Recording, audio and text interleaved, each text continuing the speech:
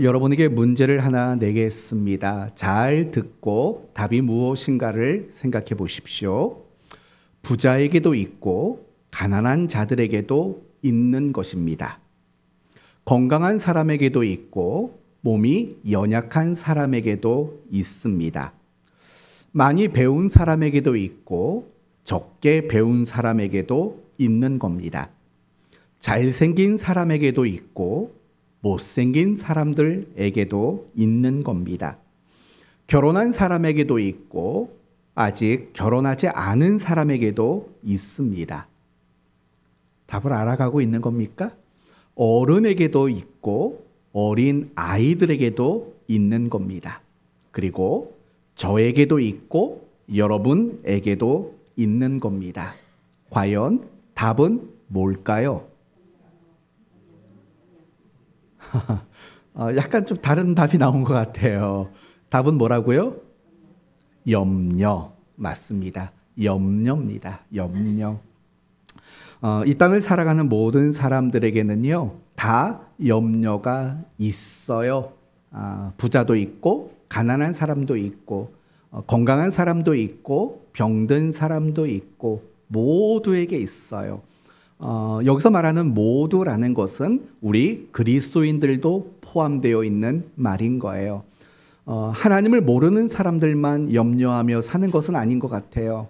하나님을 아는 우리 그리스도인들 역시도 많은 염려 가운데 우리는 살아가요. 혹시 오늘 예배하는 여러분 가운데 나는 아무런 염려가 없습니다. 내 인생에 염려란 있어 본 적이 없습니다. 하시는 분 혹시 계신가요? 그렇지 않습니다. 우리 모두는 다 염려 가운데 살아가게 됩니다. 그런 우리를 향해서 오늘 본문은 아주 명확하게 말합니다. 뭐라고 말하냐면 염려하지 말라라고 그렇게 말씀하고 있는 거예요. 그러므로 도대체 우리가 왜 염려하지 말아야 하는가? 그 이유가 무엇인가를 오늘 함께 확인함으로 위로 받으시고 여러분의 인생에 소망을 찾게 되는 그런 시간이 되었으면 합니다. 오늘 본문은 이미 말씀드린 것처럼 주님이 우리 모든 인생들에게 말씀하십니다. 아무것도 염려하지 말아라 라고 말씀합니다. 구체적으로 25절 말씀을 보시면 그러므로 내가 너희에게 이르노니 목숨을 위하여 무엇을 먹을까 무엇을 마실까 몸을 위하여 무엇을 입을까 염려하지 말아라 라고 말을 해요. 31절에도 한 번 더 말해요. 그러므로 염려하여 이르기를 무엇을 먹을까 무엇을 마실까 무엇을 입을까 염려하지 말아라 라고 말하고 있어요. 비단 우리의 의식주 문제만 염려하지 말라는 말은 아니에요.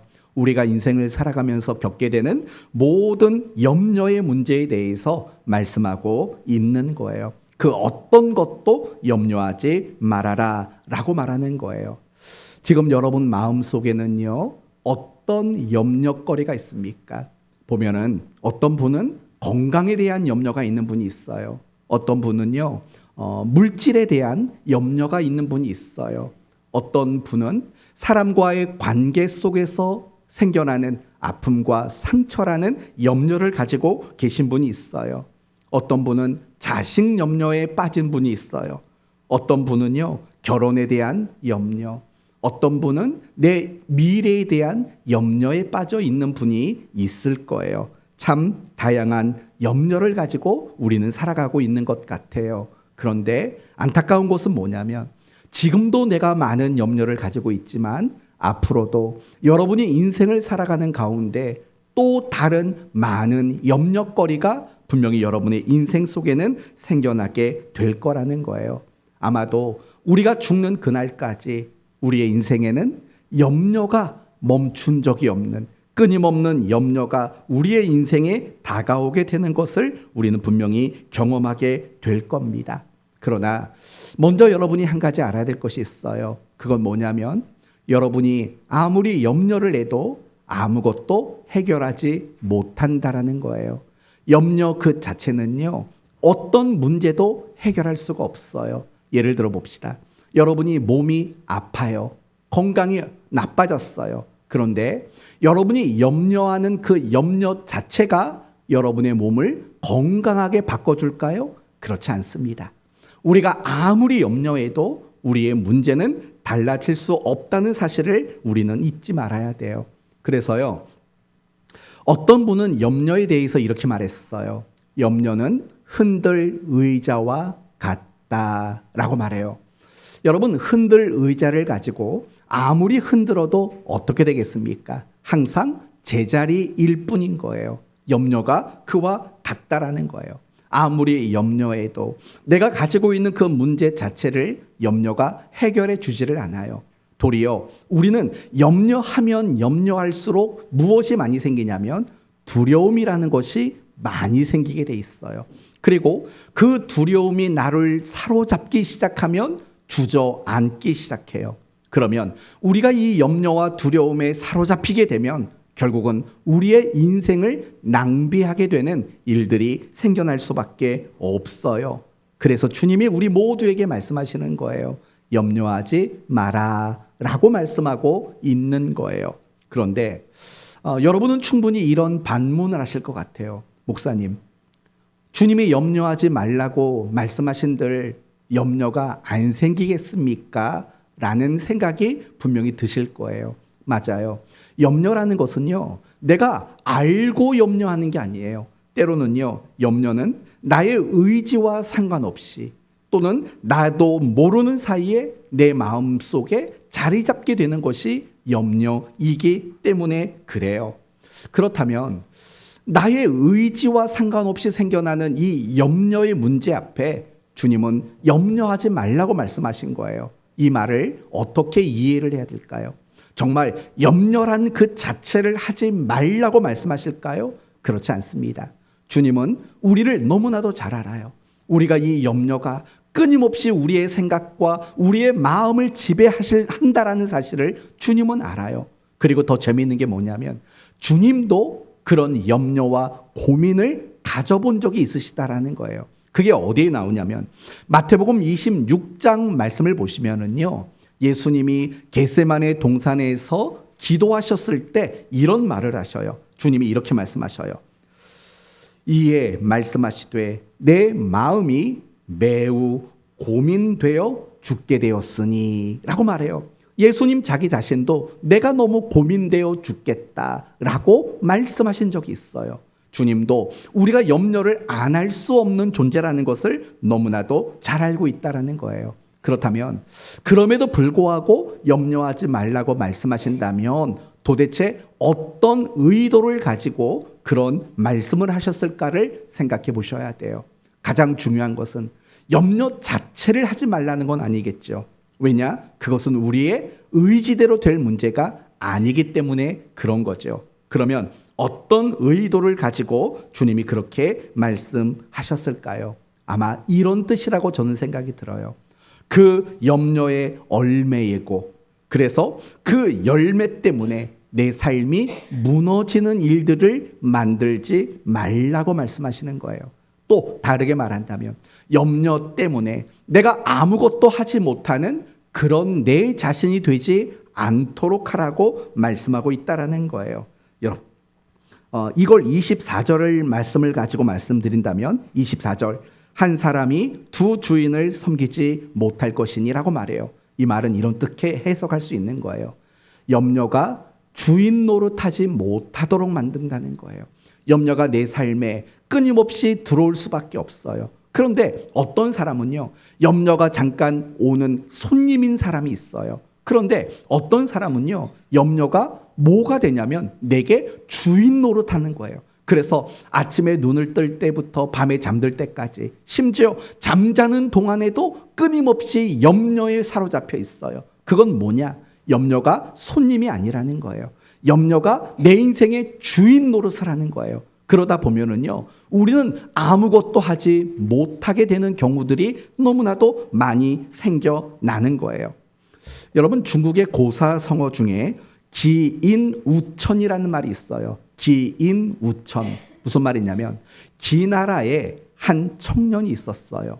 이 청년이 길거리에서 염려에 빠져 앉아 있었어요. 지나가던 한 노인이 이 청년을 보면서 이렇게 말하는 거예요. 자네는 여기서 왜 이렇게 염려에 빠져 있는가? 그러자 그 청년이 이렇게 말했어요. 하늘이 무너질 것 같아서 아무 일도 못하겠습니다. 라고 말을 했어요. 그런 모습을 가지고 기인우천이라는 사자성어를 만들어낸 거예요. 염려 때문에 아무것도 하지를 못하고 있는 그 상태, 그것을 의미하고 있는 거죠. 사실은 우리는 그럴 때가 많아요. 마음에 어떤 염려가 주인 노릇을 하게 되면은요, 정말 생각도 제대로 못하고 내게 주어진 어떤 일들도 제대로 못하는 순간들이 얼마나 많은지 몰라요. 더 나가서 이 염려라는 것이 내게 주인이 되어 버리면은요, 우리는 정말 중요한 것을 놓쳐 버리게 돼요. 예를 들면 이런 거예요. 거식증 아시죠? 거식증 뭐죠? 살찔까봐 그 염려스러운 마음에서 음식 먹는 것조차 거부하게 되는 증상이 바로 거식증이에요. 염려가 너무 커져 버리니까요, 음식을 먹는 그 중요한 일조차 못하게 되는 거예요. 이걸 우리 신앙의 관점에서 바꿔버리면 이런 일이에요. 어떤 염려가 생겼어요. 그런데 그 염려가 너무 커서요, 기도조차 안 하게 되는 경우가 분명히 있어요. 가끔씩 신앙 좋으신 분들은요, 이런 이야기를 하시더라고요.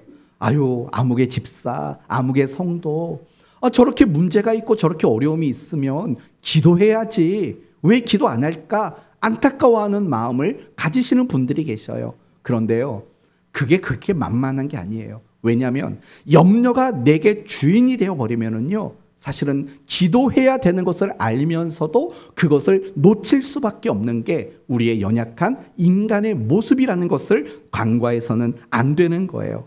우리는 이처럼 염려라는 게 내게 주인 노릇을 하게 되면은요, 아무것도 못하게 되고 절대로 놓치면 안 되는 중요한 것들을 너무나도 많이 놓치게 돼요.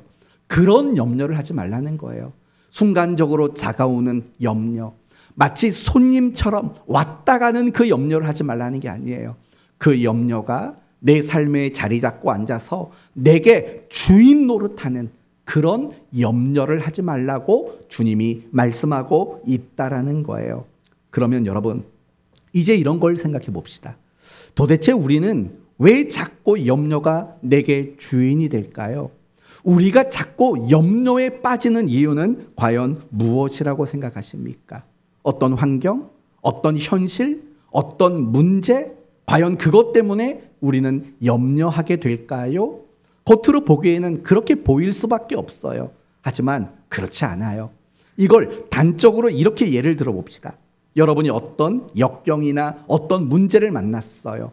그러면 어떤 경우에는요, 내가 그 문제 앞에 그냥 웃으면서 넘어갈 때가 있어요. 그런데 어떨 때는요, 똑같은 문제인데도 불구하고 웃지 못하고 그냥 주저앉아 무너져 버리는 순간들이 있을 때가 있어요.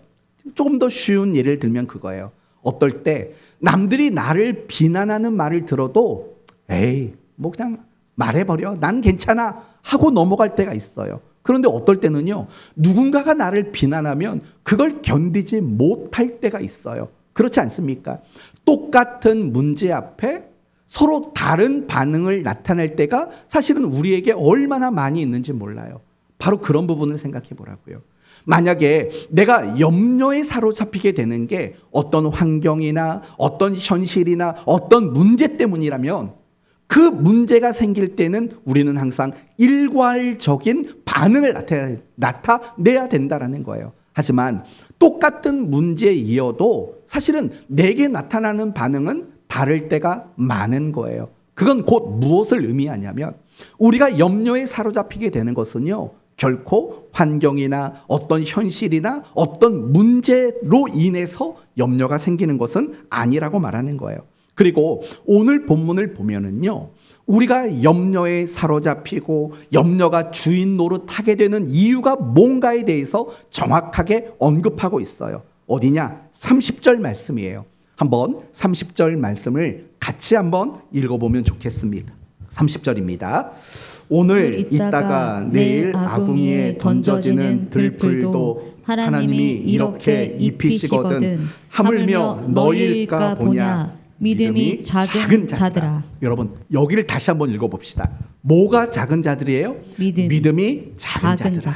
여러분 이렇게 염려하는 거, 뭘 먹을까, 뭘 마실까, 뭘 입을까 자꾸 염려하는 거예요. 그 염려가 주인 노릇한 그 사람을 향해서 예수님이 뭐라고 지칭하냐면 믿음이 작은 자들아 라고 이야기를 해요. 이 말은 무슨 말이에요? 정말 우리의 삶 속에서요, 그 염려에 붙들리며 살아가는 이유는요, 현실, 환경, 그런 것들 때문이 아니라는 거예요. 무엇 때문이라는 거예요? 믿음 때문이라는 거예요. 믿음의 문제 때문에 우리는 염려에 붙잡혀 살게 된다라는 거예요. 마태복음 14장 말씀을 보시면 예수님의 제자들이 갈릴리 바다를 건너가고 있었어요. 그리고 그 바다 한가운데 도착했을 무렵에 광풍이 일었어요. 풍랑이 일었어요. 제자들은 이제 죽겠구나 싶었어요. 그때 저 멀리서 누가 바다 위를 걸어오냐면 예수님께서 바다 위를 걸어오시는 거예요. 그때 베드로가 예수님이신 줄 알아보았어요. 그리고 예수님에게 이렇게 부탁을 합니다. 예수님, 나도 바다 위를 한번 걸어보고 싶습니다 라고 요청을 합니다. 그러자 예수님이 오라, 걸어와라 라고 이야기를 해요. 그때 베드로는요, 용기를 내서 배에서 바다로 발을 내딛어요. 이게 웬일입니까? 베드로도 그 물 위를 걸었어요. 그러나 곧 빠져들었어요. 왜 빠져들었을까요? 그 마음에 염려와 두려움에 사로잡혔기 때문이에요. 그런 베드로에게 예수님이 하셨던 말씀이 뭐냐? 믿음이 작은 자야, 왜 의심하였느냐? 라고 말을 하는 거예요. 그가 그렇게 염려와 두려움에 붙잡혔던 것은요, 성난 물결도 아니고 거센 바람도 아니었던 거예요. 그 마음속에 믿음이 작았기 때문이라고 예수님은 말씀하고 있는 거예요. 우린 이걸 기억했으면 좋겠어요. 내가 자꾸 염려가 생기는 건 환경 문제도 아니고 현실 문제도 아닌 거예요. 내가 자꾸 염려에 붙잡히게 되는 것은 결국 내게 믿음이 너무나도 작기 때문이에요. 그럼 여기서 한 가지, 믿음이 작다라는 말은 또 어떤 믿음이 있다라는 말일까요? 큰 믿음도 있다라는 거예요. 이 부분에 대해서는 설교 말미에 가서 다시 한번 여러분에게 설명을 해드리도록 할게요. 중요한 것은 지금 여러분이 염려하며 살아가는 거, 염려가 자꾸 여러분의 인생의 주인 노릇하는 거, 다른 이유가 아니라 뭐 때문이라고요? 믿음이 작아서 그런 거예요. 제가 여러분에게 염려가 믿음의 문제입니다 라고 말하는 이유는 간단해요. 여러분이 그리스도인이기 때문에 그래요. 만약에 여러분이 불신자라면 저는 여러분에게 염려하는 게 믿음 때문입니다 라고 말하지 못할 거예요. 하지만 여러분, 그리고 저는 믿는 자잖아요. 그렇기 때문에 우리가 염려에 붙잡히는 것은 다른 문제가 아닌 믿음의 문제라고 말할 수 있는 거예요. 그러므로 여러분이 어떤 염려가 내 마음속에 찾아왔을 때, 손님으로 찾아왔을 때 해야 될 일이 있어요. 그게 뭐냐면 여러분의 믿음을 놓고 기도하는 거예요. 하나님, 나의 믿음이 지금 작아요. 이 염려가 지금은 손님이지만 어느 한순간에 염려가 주인이 될 것 같아요. 제 믿음을 회복시켜 주세요. 큰 믿음을 가지는 자가 될 수 있도록 도와주세요. 여러분의 믿음의 문제를 놓고 기도하는 게요, 염려 앞에 여러분이 가장 먼저 해야 되는 일이에요. 이 문제 좀 해결해 주세요. 이게 아니에요. 내 믿음을 붙잡아 주세요. 나에게 믿음을 더해 주세요. 이렇게 기도하고 노력하는 여러분이 되셔야 돼요. 왜냐하면요, 염려는 믿음 말고는 이길 방법이 없기 때문에 그래요. 그러므로 저는 여러분 모두가 이 믿음을 가지고 염려를 이겨내는 복된 성도 되시기를 바랍니다. 그렇다면 이 부분을 가지고 조금 더 구체적인 이야기를 해볼게요. 믿음을 가져야 된다고 했어요. 그러면 구체적으로 우리는 어떤 믿음을 가져야지 염려를 이겨낼 수 있을까? 두 가지로 말씀을 드릴게요. 첫 번째는요, 하나님은 나의 아버지시다 라는 믿음을 가져야 돼요. 반대로 뒤집어서 말하면 나는 하나님의 뭐예요? 자녀다, 딸이다, 아들이다 라는 그런 믿음을 우리는 가져야 하는 거예요. 26절 말씀을 보세요. 26절. 공중의 새를 보라. 심지도 않고 거두지도 않고 창고에 모아들이지도 아니하되 너희 하늘 아버지께서 라고 말을 해요. 너희 하늘 아버지께서 라고 말을 하죠. 그리고 32절 말씀에도 마찬가지예요. 이는 다 이방인이 구하는 것이라. 너희 하늘 아버지께서. 계속 반복하는 이야기가 뭐냐? 하나님이 너희의 아버지시다라는 사실을 강조하고 있는 거예요. 맞아요. 우리가 염려가 왜 생기는 줄 아세요?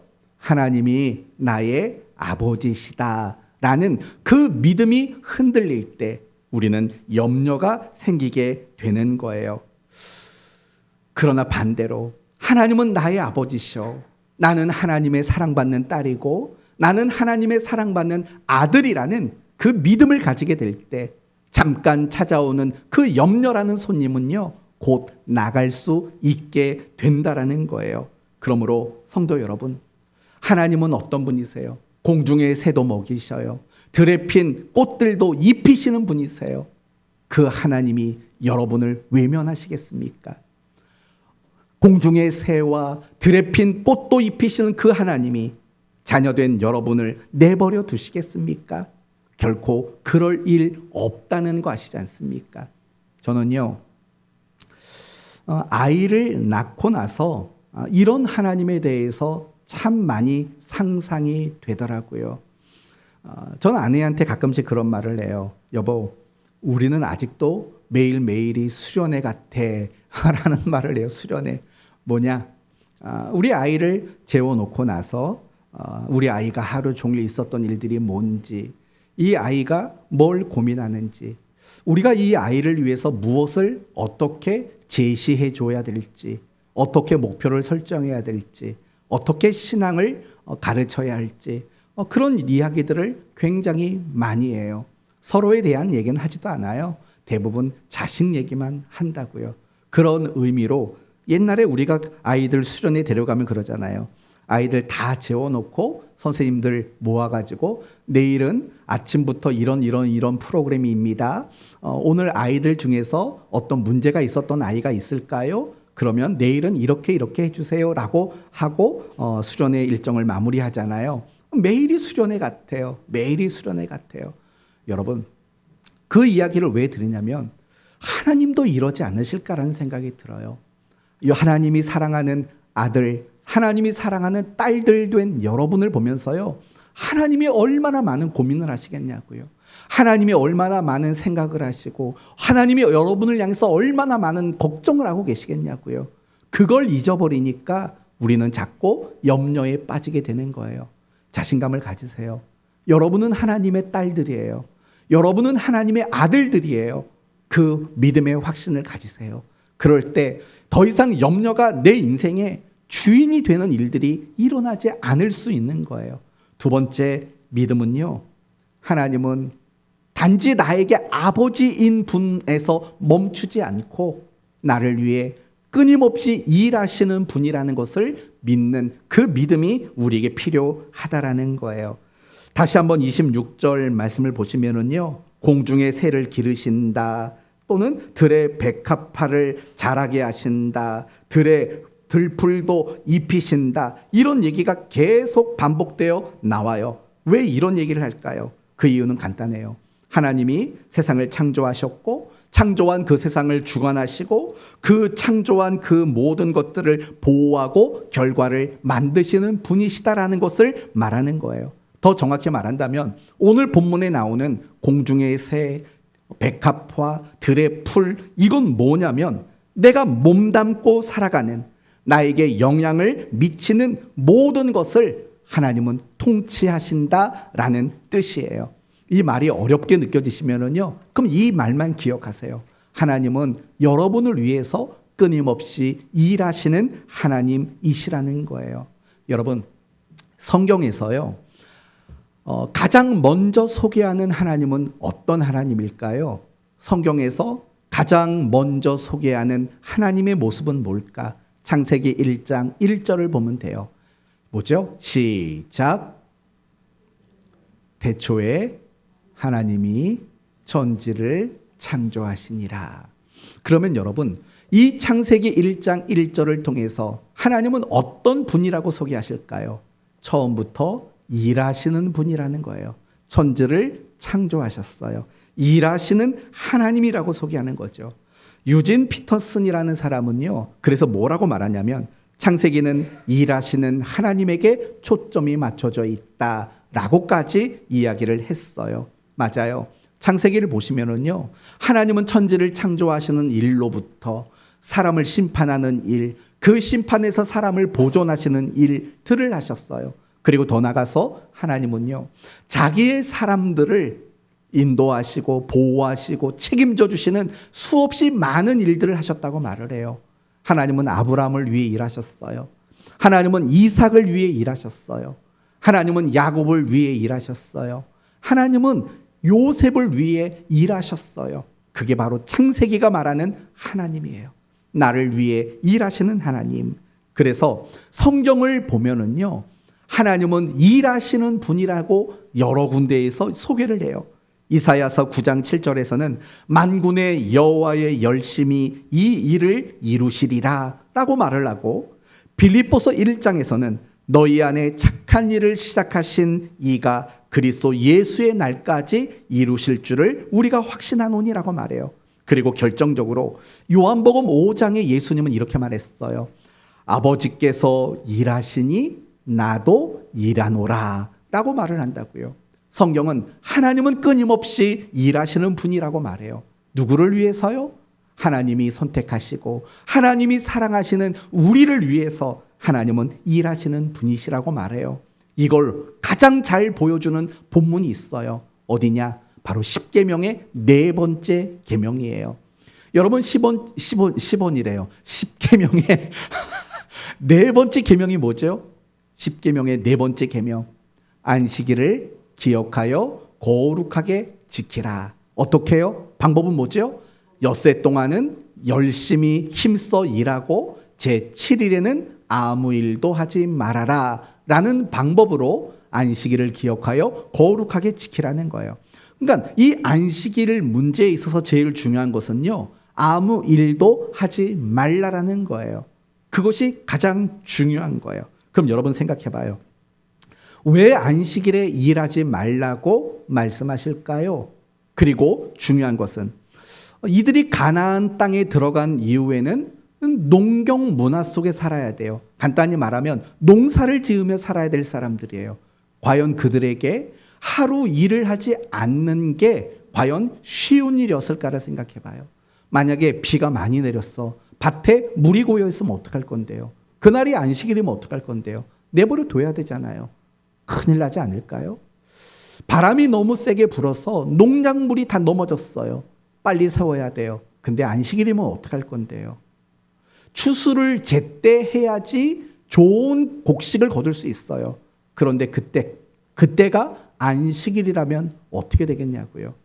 장로님 농사를 짓고 계시잖아요. 옥상에서 텃밭에서 하시는 말씀, 빨리빨리 제때 따주셔야 된다고. 그렇지 않습니까? 우리 권사님들 되게 건강해질 거예요. 열심히 농사 같이 협조하고 있으니까 엄청 건강해지고. 여러분 장이 좋아지지 않으셨나요? 매주마다 그냥 야채를 먹어서 장이 얼마나 좋아하시는지 몰라요. 마찬가지인 거예요. 농경 문화 속에서요, 그 중요한 하루 아무 일을 하지 않는다는 것은요, 굉장히 쉬운 일이 아닐 게 너무나도 분명하다라는 거예요. 그렇다면 그럼에도 불구하고 왜 안식일을 지키라, 아무 일도 하지 말아라라고 말을 할까요? 더욱이 이스라엘 백성들이 지켜야 할 것은 안식일만 있었던 건 아니잖아요. 이 안식일의 개념이 더 확장되어서 그 다음에 나온 게 뭐죠? 안식년이라는 게 나와요. 안식년이 뭐예요? 6년 지나서 7년째 되는 해는요, 1년 자체를 농사를 짓지 말라는 게 안식년이에요. 근데 안식년으로 끝나는 게 아니에요. 안식년의 개념이 더 확장돼서 뭐가 되죠? 희년이라는 개념이 돼요. 이건 뭐냐? 50년째 되는 해는, 그러니까 50년 주기로 50년째 되는 해는 농사를 짓지 말라는 거예요. 이거는 굉장히 쇼킹해요. 왠지 아세요? 7년째마다 농사를 못 짓잖아요. 그러면 7, 7에 49. 그러면 49년째도 농사를 못 져요. 그리고 50년째가 희년이니까 그때도 농사를 또 못 져요. 그럼 최소 몇 년을 농사 못 져요? 네? 2년을 못 짓는 거예요. 그리고 그 다음에 가서 농사를 지니까 3년 동안은 먹을 게 없을 수도 있는 상황이 만들어지게 되는 거예요. 그런데 하나님은요, 이스라엘 백성들에게 그렇게 일하지 말아라라고 그걸 계명화하셨다라는 거예요. 과연 그 이유는 무엇일까요? 그 부분을 확인하는 방법은 이 십계명의 이야기를 조금 더 생각해 보시면 돼요. 십계명은 성경에 두 곳에 등장해요. 첫 번째는 출애굽기 20장에 등장하고 또 하나는 신명기 5장에 십계명이 등장해요. 그리고 그 십계명 중에 네 번째 계명, 안식일을 기억하여 거룩하게 지키라는 이야기가 나오는데 유독 다른 게 하나가 있어요. 출애굽기 20장에서는요, 안식일을 지켜야 하는 이유는 하나님이 6일 동안 창조하시고 제7일에 안식하셨기 때문에 너희도 지키라고 나와요. 그런데 신명기 5장에서는요, 하나님이 너희를 애굽에서 구원해 내셨기 때문에 안식일을 지켜라 라고 이야기를 하고 있어요. 그럼 도대체 무슨 의미일까? 여러분, 하나님은 6일 동안 세상을 창조하시는 일을 하셨어요. 그러면 그 일을 누구를 위해 했을까요? 인간을 위해서 했어요. 그걸 어떻게 할 수 있을까요? 가장 마지막에 창조한 것이 인간이기 때문에 그래요. 그래서 하나님이 6일간의 세상을 창조하셨다라는 말은 하나님은 인간을 위해서 일하셨다라는 말과 같아요. 그리고 하나님이 제7일에 안식하셨다라고 창세기가 말하잖아요. 어떤 의미일까요? 이런 의미인 거예요. 하나님은 인간을 위해 일하셨고 그 일하심으로 인해서 인간은 아무것도 부족하지 않은 상태가 되었다라는 뜻이에요. 만약에 하나님이 6일간 인간을 위해서 일하셨는데 제7일에도 일을 하셨다라는 것은 6일간 일하심이 인간에게 부족함을 느낄 수 있기 때문에 7일에 일하는 거겠죠. 그러나 하나님이 제7일에 일을 안 하셨다라는 것은, 안식하셨다라는 것은 우리를 위해 6일간 일하심이 우리에게 결코 부족함이 없음을 이루셨기 때문이라는 것을 보여주고 있는 거예요. 그러면 신명기 5장에 나오는 안식일을 지켜라. 왜? 이스라엘을 애굽에서 구원하셨기 때문이라는 그 말 속에 담겨 있는 뜻도 똑같은 거예요. 하나님이 이스라엘을 위해서 애굽에서 해방시키셨고 그것을 위해서 10가지 재앙을 내렸고 홍해 바다를 갈랐고 만나를 주셨고 메추라기를 주셨고 구름 기둥과 불 기둥으로 인도하셨고 보호하셨고 그들의 옷과 신발이 낡지 않았고, 여러분 이 모든 것들은 하나님이 자기 백성을 위해서 일하셨던 사건인 거예요. 그러니 일하지 말라고 명령하신 그 의도 속에는 뭐가 담겨 있냐? 어떤 메시지가 담겨 있냐면 너희들 일 안 해도 돼. 왜냐? 내가 너희를 위해서 끊임없이 멈추지 않고 쉼 없이 나는 뭐 하고 있다는 거예요? 일하고 있어. 내가 너희를 위해 일하는 자야 라는 메시지가 바로 안식일 계명인 거예요. 그래서 이 안식일을 지킨다는 것은 어떤 믿음의 고백이냐면요, 하나님은 나를 위해 부족함 없이 일하시는 분이셔 라는 믿음의 고백이 담겨 있는 거예요. 남들은 주일에도 열심히 나가서 돈 벌러 나가잖아요. 근데 여러분은 오늘 하루 일 안 해요. 그게 어떤 고백이에요?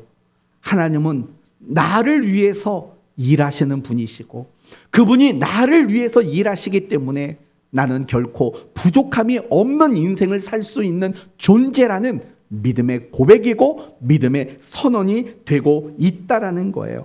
사랑하는 성도 여러분, 이 안식일 계명은 결국 그거예요. 너희들 절대 일하지 말고 예배드려. 이게 강조되는 계명이 아닌 거예요. 나는 너희를 위해 끊임없이 일하고 있어 라는 하나님의 그 약속과 보장이 담겨 있는 계명이 바로 네 번째 계명이라는 거예요. 하나님은요, 아무것도 안 하면서 우리의 찬양을 즐기는 분이 아니에요. 하나님은 아무것도 안 하시면서 우리의 예배를 감상하시는 분도 아니에요. 하나님은요, 하나님의 아들과 딸 된 여러분들을 위해서요, 정말 열심으로 일하고 계시는 분이신 거예요. 여러분의 가정을 위해 일하고 계세요. 여러분 인생을 위해서, 여러분의 미래를 위해서, 여러분의 자녀를 위해서 하나님은 일하고 계신다라는 거예요. 그 믿음을 가진다면 과연 염려가 내게 주인 노릇 할 수 있을까요? 염려가 내게 잠깐 방문하는 손님은 될 수 있어요. 하지만 하나님이 나를 위해 일하시는 분이라는 그 믿음을 가지게 될 때 비로소 우리는 염려를 이겨내는 성도가 될 수 있다라는 거예요. 하나님은 우리의 아버지가 되신다라는 믿음, 그리고 아버지 되신 그 하나님이 나를 위해서 정말 쉼없이 일하고 계시는 분이라는 믿음을 가질 때 우리는 염려하지 않을 수 있는 거예요. 반대로 말하면 우리에게 염려하지 말라고 말씀하시는 이유는 아버지 노릇해 주실게, 내가 너희를 위해 일할게 라는 하나님의 약속의 메시지라는 거예요. 그런데 안타까운 건 뭐냐? 분명히 하나님은 아버지로서 나를 위해 일하시는데 내가 그걸 느끼고 발견하고 경험하지 못할 때가 너무나도 많다라는 거예요. 지난 한 주간 뒤돌아봅시다.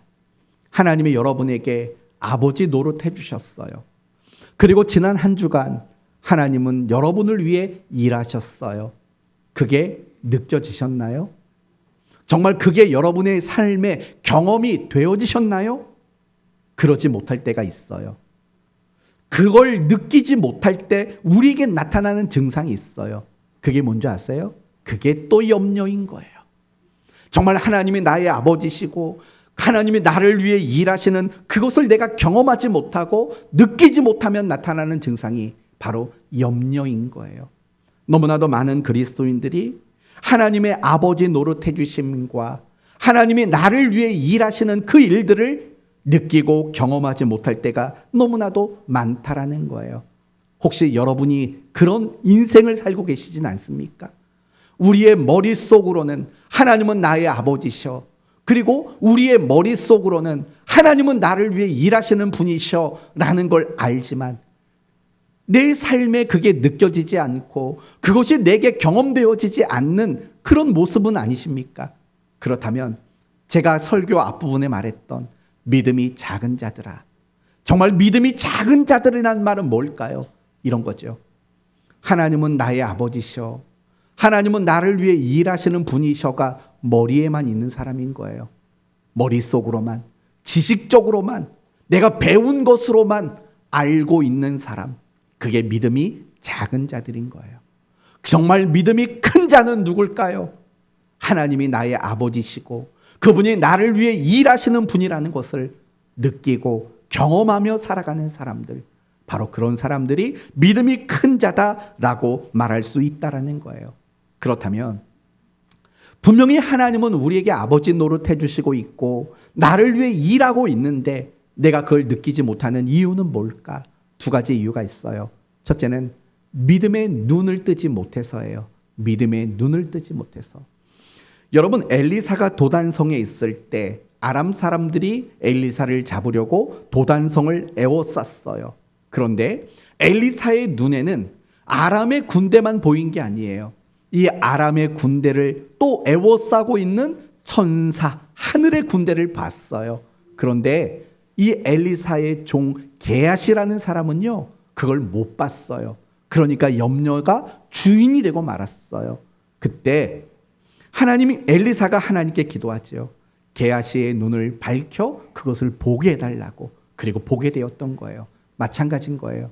우리도 이런 믿음의 눈을 뜨지 못하면 절대로 하나님이 일하시는 것들을 우리는 경험할 수 없게 돼요. 또 한 가지 이유가 있어요. 뭐냐?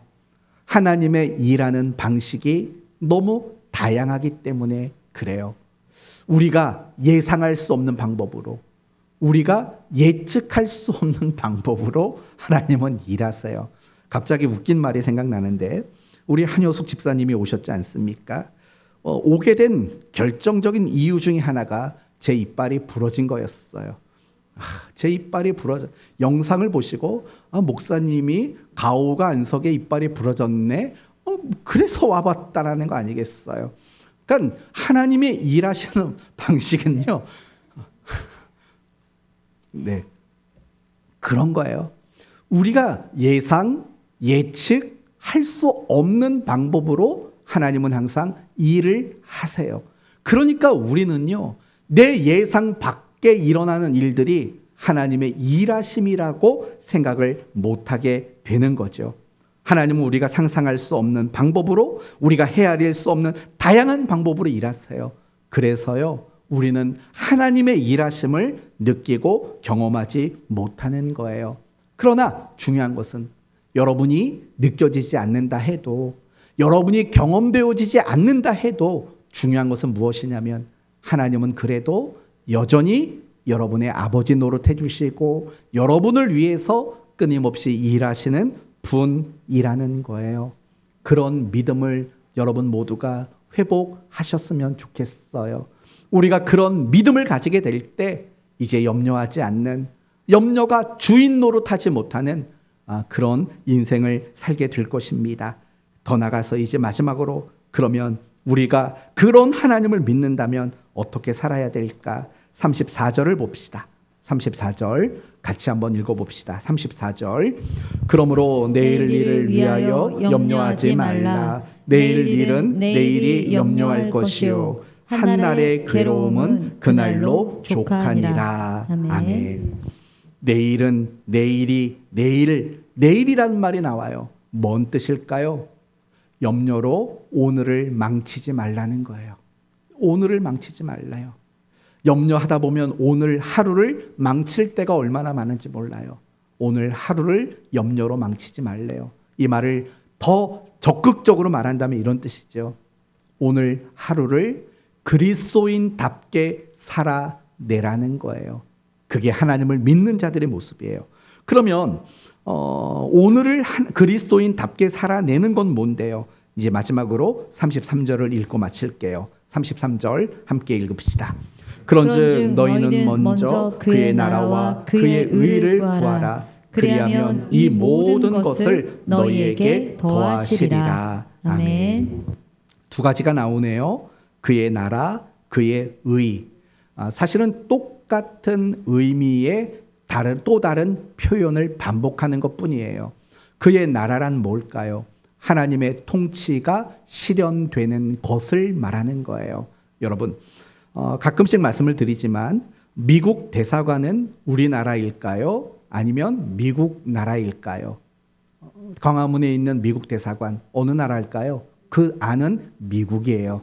왜요? 그 안에는요, 우리나라의 통치권이 실현되지를 않아요. 거기는 미국의 통치권이 실현돼요. 그래서요, 사람들이 망명을 할 때 어떤 나라의 대사관으로 뛰어들어가요. 그렇게 망명을 해요. 왜냐? 거기는 그 나라의 통치가 임하는 거예요. 마찬가지인 거예요.